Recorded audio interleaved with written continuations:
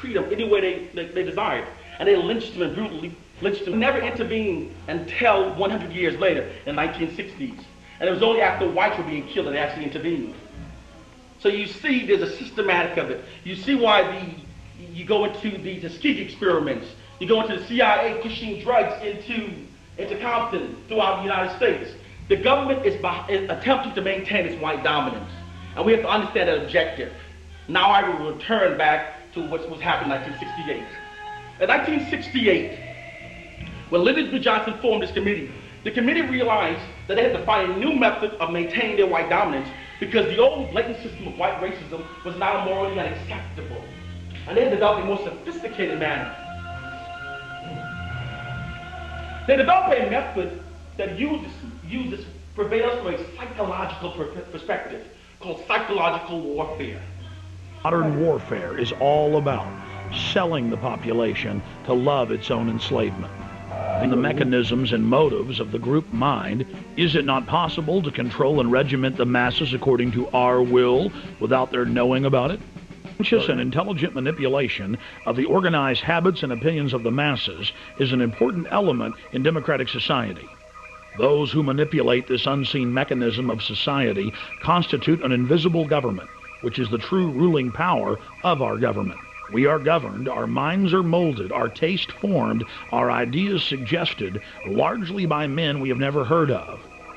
They found that this system of psychological warfare could be used to influence society toward the objective of the United States government. Now, this is kind of a tedious study, I understand. Bear with me. Here's how psychological warfare works in the layman term, breaking it down to the simplistic basis of it. Let's say you have a people in a ship, and there's another ship that is following the ship, transmitting negative messages to the ship. That this ship is lost, that the ship is not seaworthy, slowly sinking, that the crew is incompetent. With time, the recipients of the negative messages about themselves will come to accept them, will come to believe them, will start distrusting each other, fighting among each other, killing each other. They will become so filled with feelings of internalized self-contempt, they might dive in the water and swoop toward the taunting ship, believing it's better than theirs.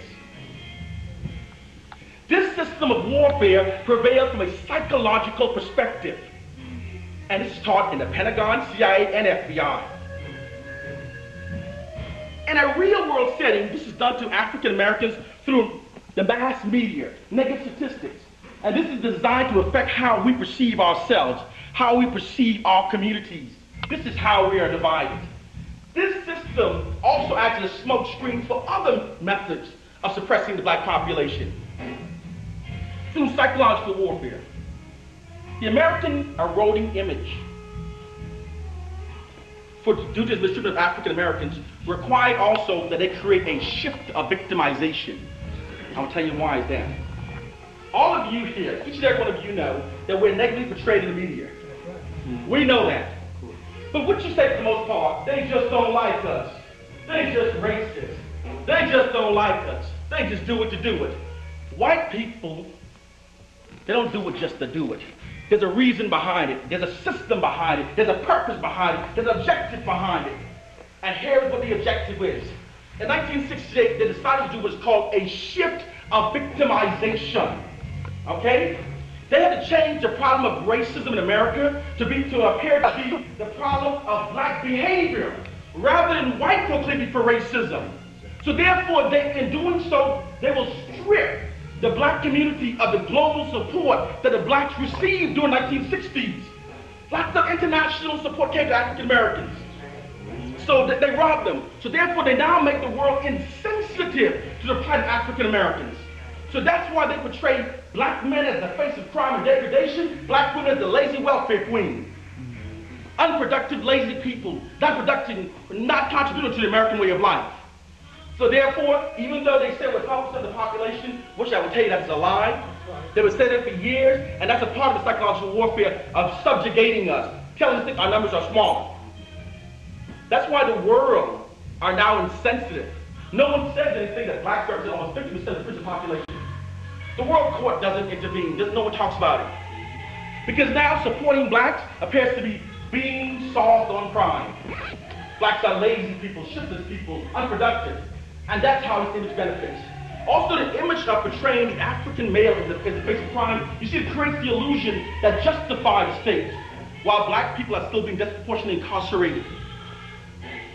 You see, the prison system is one of the greatest factors of maintaining their white dominance and while profiting on us.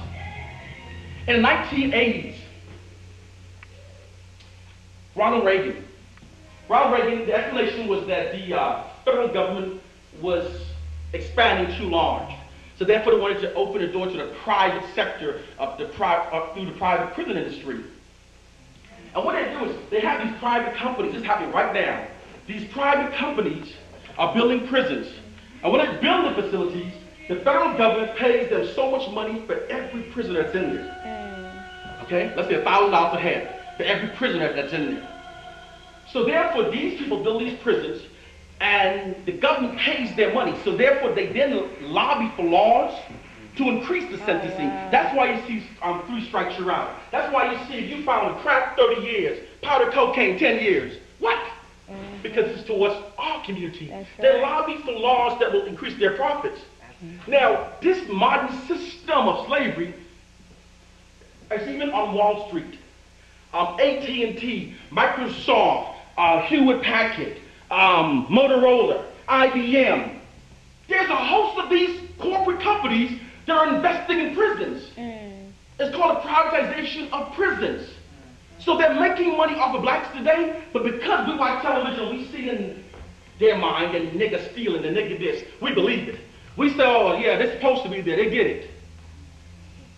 We ignore the fact that they're given enhanced sentencing. Now, how does this benefit to maintain white dominancy? Here's what it does. It slows down procreation with a black man behind bars. That's right. It also strips our ability to vote because felons can't vote. So therefore, you see that they're stripping us politically, they're slowing down our birth rate. This is the modern system of racism, of how it works. And the method of psychological warfare is used to keep us quiet. I'll give you another example. The highest number, the fastest rising number of AIDS is among our black queens, our black women. And no black man should be able to say that without feeling sad. No black man should be able to say that without feeling sad and he's like connected to the black woman. And what they tell us, while they're affecting our black women with AIDS, they said the reason why AIDS is so high among the beautiful African women is because of the down low brothers. Now before I speak, let me tell you something. I'm not down low. I'm Nubian. I don't even recognize that. But I will tell you this. The story of the down low lifestyle is being over-perpetuated to justify what's happening to our black women. If it was a down low thing, it would be more whites infected. Because homosexuality among Europeans have always been more prevalent than blacks. But yet you see how the down low thing justifies it, so we don't question it, we don't rally it. We just sit there watching our women become more and more affected because of the method of psychological warfare that they're using against us.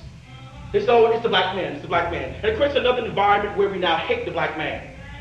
In fact, for a black woman to truly love the black man, for truly to openly announce her love for the black man, she has to overcome all these psychologically ingrained negative perceptions about the black man to love him. Before the black man can love a black woman, he has to overcome these psychologically ingrained negative image of the black woman. The black woman is lazy. The black woman is lazy? Throughout the history, the black woman was raising her children and the white man's children. That's right. She was cleaning her house and the white man's house. The black woman is a welfare queen, when in fact 90% of welfare recipients in America are white. The black woman is a whore. The black woman is a whore? And the white woman is what? Do we know the true history? But it's the misinformation that they feed us. This information is used to divide us. It affects us as a people.